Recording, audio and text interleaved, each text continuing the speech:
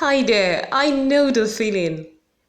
I'm about to show you the top 5 points why business law is taken at ATSWA level. Let's jump right in.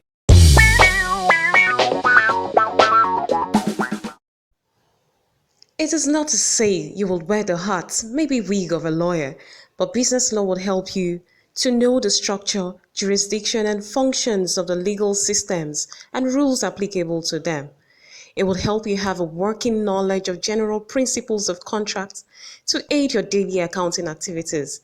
It will help you be familiar with the legal rules governing specific contracts. It will help you to be able to understand the principles of law and apply them to simple cases. How about helping you to be able to distinguish between the various forms of business associations and be conversant with the main rules governing the operations? Now that you know, will it be fun to wear that wig? Oh, sorry, that hat. Give this video a thumbs up if you found it useful. Have you subscribed? You can hit the subscribe button for notifications on new videos.